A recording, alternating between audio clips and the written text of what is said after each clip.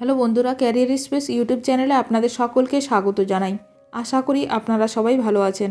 আজকে এই মুহূর্তে শিক্ষক নিয়োগ সংক্রান্ত যে সবচেয়ে গুরুত্বপূর্ণ আপডেট উঠে এসেছে, বিস্তারিত সেই সম্পর্কে আলোচনা করব। তাই ভিডিওটি অবশ্যই শেষ পর্যন্ত দেখবেন নিয়োগ সংক্রান্ত অনেক নতুন নতুন আপডেট পাওয়ার জন্য। যারা চ্যানেলে নতুন তারা চ্যানেলটিকে সাবস্ক্রাইব করে পাশে থাকা বেল বাটনে প্রেস করে অল নোটিফিকেশানটিকে অন করে রাখবেন, কারণ এমন ধরনের লেটেস্ট আপডেট নিয়ে এই চ্যানেলে সবসময় ভিডিও আপলোড করা হয়ে থাকে। বিশ্বের যে কোনো সংস্থাকে নিয়োগ, প্রাথমিকের ওএমআর তথ্য উদ্ধার করতে বিরাট নির্দেশ আদালতের, খরচ দেবে রাজ্য।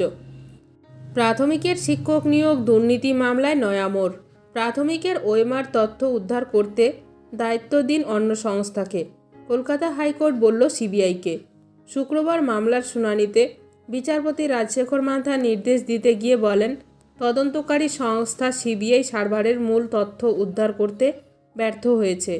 এবার তারা অন্য সংস্থা নিয়োগ করুক। ওএমআর এবং সার্ভার দুর্নীতির শেষ দেখতে এবার অল আউট ঝাঁপানোর নির্দেশ সিবিআইয়ের। পৃথিবীর যে কোনো প্রান্তের বিশেষজ্ঞদের শরণাপন্ন হতে পারবে সিবিআই। 7 সপ্তাহের মধ্যে সিবিআইকে নির্দেশ কার্যকরের ক্ষেত্রে অগ্রগতির রিপোর্ট পেশ করতে হবে।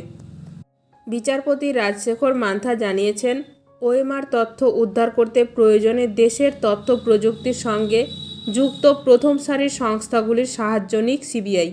সেগুলি উইপ্রো কিংবা টিসিএস এর মতো সংস্থাও হতে পারে। এমনকি বিশেষ প্রয়োজনে ওই তথ্য খুঁজে পেতে বিশ্বের যে কোনো সংস্থাকে নিয়োগ করতে হবে সিবিআইকে।